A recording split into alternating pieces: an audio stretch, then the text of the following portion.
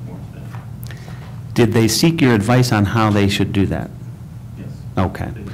And is that when you said to them, focus groups is one of the first steps? It's a good place to start to make sure what you think you're talking about is what your members are also talking about, to confirm that you're tapping the right areas, Okay. content areas that you want to address. Okay. After you were, had these discussions with PSCOA, what was the first thing that you did or advised the PSCOA to do? What was the first step? Well, once we agreed to do the focus groups, we had to decide how we were going to do them. So it's a matter of timing and dates and setting up meetings, whatever. My job was to identify a way to do the focus groups, to get information. See, a focus group is basically a conversation with somebody. You identify what you need to hear, you have the conversation, and then you try to summarize it in a way that makes sense. So my job was to develop a way of doing that would make sense. As a result, I developed a scale that's in the report here, and a methodology on how to do that. The association's job was to get people to show up to the focus groups. That was their job. Okay. Those were the division of labor.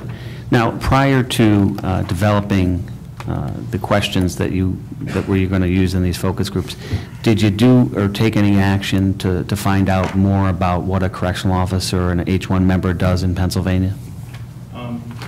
Yeah, those are discussions about, because every organization is unique. So I found out in Pennsylvania there are CO1s, CO2s. In New York State, there may be sergeants and lieutenants. So, you know, as an IO psychologist, my job is to take steps to make sure I understand the job. We did a lot of different ways. So the questionnaire was developed based on literature review on the topic, the use of focus groups and corrections, use of this thing called nominal group technique, which is a technique I use to do the focus groups. So my job was to get smarter about the job and the occupation and come up with a method on how to try to capture that information from its members. Okay. So you did your homework, you learned about what the H-1 member is all about with the PSCOA, and then you start to try to set in motion the procedure to get this focus group up and going. What do you do next after that? Well, we came in, we actually did the focus groups. The survey was developed. I shared it with the association to make sure that we were on the same page in terms of content and topic areas that they wanted to tap. And then we actually did the focus groups. Those were held, I think, the first, second week in November, over a 2-day period on a Sunday and a Monday. In that 2-day period, I think we had a focus group, five groups of 57 people total that took part in that. So let's backtrack a little bit, because you and I have discussed the focus groups, and you're very familiar with the focus groups. But slow down a little bit and tell us when you had a set of written questions ready for the individuals when they came in. Is that correct? Yeah, the process, the nominal group technique is a very good process, and it's been used quite a bit on a number of different settings. The way it works is that people come to a room, usually a group of 10 people. You give them a questionnaire. Now the questionnaire had demographic information. Are you male or female? What's your rank? What's your age? What's your marital status? We ask questions like, how many caregiver responsibilities do you have? Are you a parent? Are you in a relationship? Do you have elder care concerns? That's typically done with surveys. Then we had more open-ended questions, which were the basis for the focus group discussion. We asked a series of questions. What are the challenges of being a correctional officer? What are specific job requirements you think are needed to do your job? How does the job affect your family? In your perception, how supportive is DOC to you and to your family? We asked another question of in what ways you think people who perform the job well on the job could be not respected, acknowledged. So those are the opening questions that we use during the focus groups. In addition, and that would be considered qualitative information, people were talking, discussing things. In addition, we added some scales that are more quantitative, more number type things. We had scales that measured individual stress from the job. So how concerned are you about inmate manipulation, potential inmate violence, and personal safety? We had questions about work-family conflict. How does the job interfere with your family life? At the end of the day, getting home, do you come home refreshed or tired? There's serious items on that. And finally, there's serious items that dealt with organizational issues. Things like shift work, excessive overtime, how does that affect you? So what happens is people come into a room, about 10 at a time, they sit down and fill that information out. They're doing it independently. See, the focus group, you got to be careful because you don't want other people influencing other people. You want to make sure the information you're getting is coming from a person. So a person spending time filling out the form by themselves, they're independently coming up with answers. Then my job as a facilitator around the focus group, we go around the room and we take one question at a time. So the first question was, what are the challenges associated with being a correctional officer? Or what are skills you need to be a correctional officer? First person would respond with one idea they wrote down. That got written on a board by a scribe who's there with them. Next person would go on and on. And the rule is that it's one at a time. If somebody says something already, don't repeat it. So the group is only a group nominally. Each person is independently giving their information. That way no one could really influence anyone else in the group. And we did that for every single question and reported it. So we have all this information at the end of the session on the board that people are looking at. So we solicit it for them. And then we say, okay, folks, we want you to vote now. What are some ideas up there that people put up that really resonate strongly with you?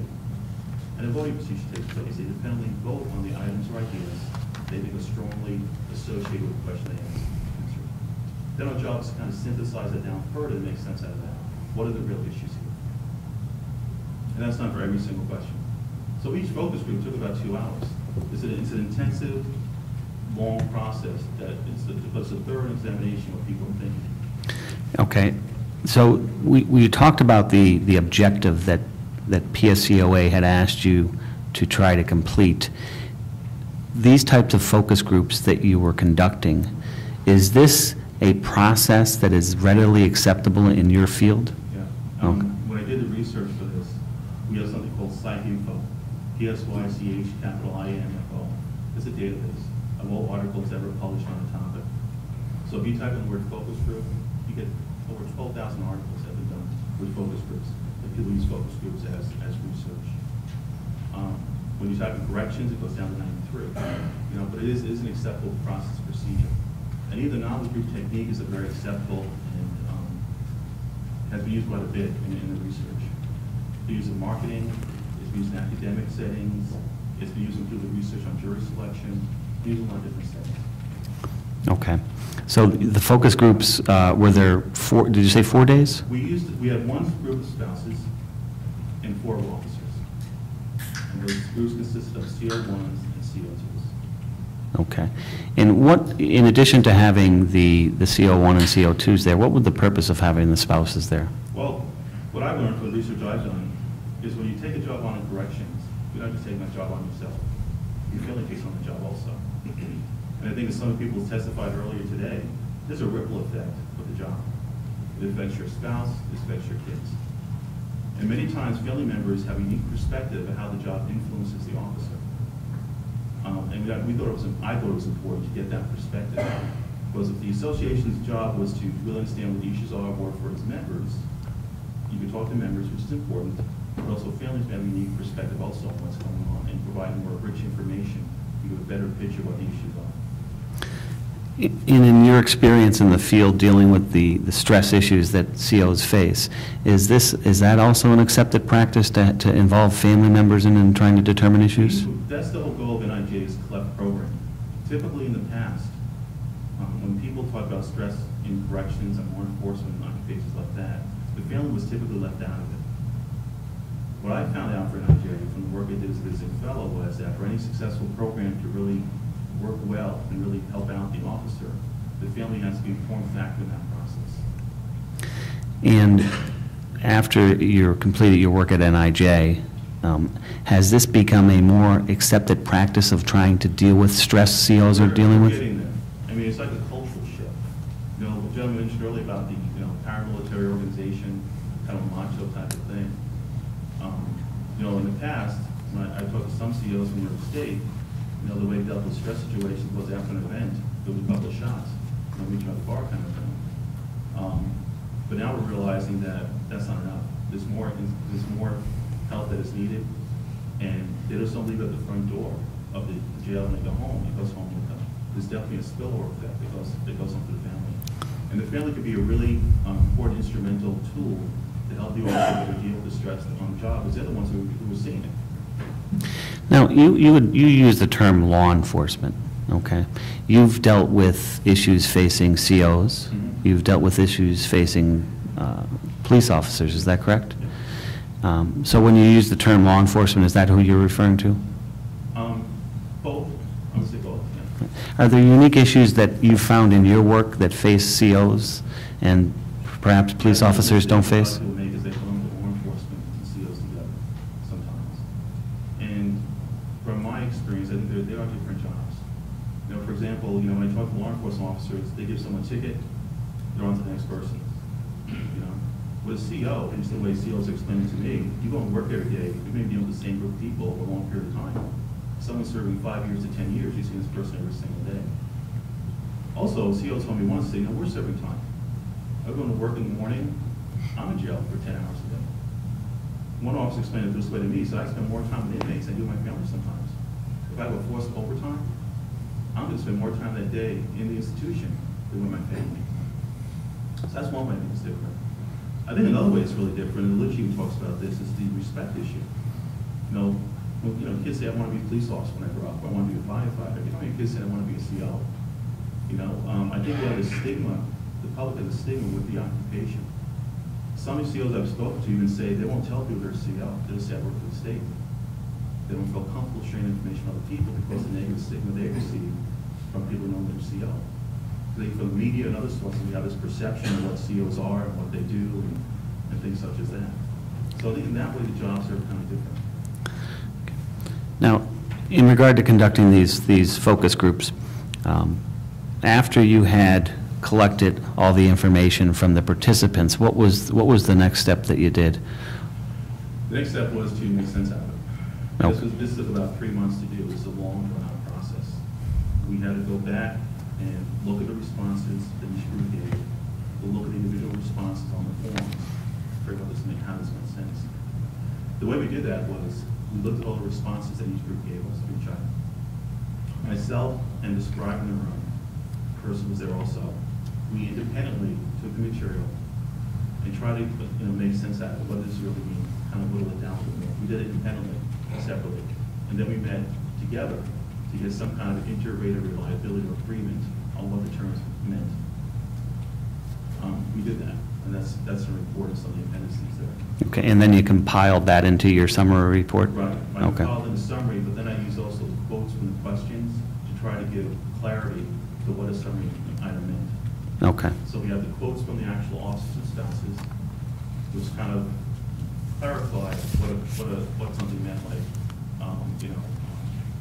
treats family different after a day at work. What does that mean? And we had quotes to try to explain that, what was going on with that. And then we also had the analysis from the scales we developed on individual stress, work and family stress, and organizational stress. So it was a quantitative component of it, and then it was a qualitative component of it, the responses to the items. Let's talk about some of the findings in your report. You summarize at page 4 the findings of your focus group and your mission for the PSCOA. What was the first finding that you came up with? Okay, well, the first question, the opening question was, what are some unique characteristics that use an officer need to do the job? And for the spouses, we asked the spouses, what are some unique characteristics of the spouse you need to have to be in a relationship with a correctional officer? Common themes in response to the officers include things like decision-making and problem-solving skills, job knowledge, the ability to communicate with and people skills with staff and inmates. We also talk about having a high degree of flexibility and adaptability to appropriately respond to an environment and individuals that are unpredictable. So, for example, some of the responses from the actual survey itself related to this was one officer said, I must be able to analyze individuals in a short amount of time to adapt to each situation. Another officer said I must have the ability to cover problems before they escalate, supervise convicted felons in de-escalate situations, respond to emergency type situations, fights, gang violence, and assaults. In terms of communication,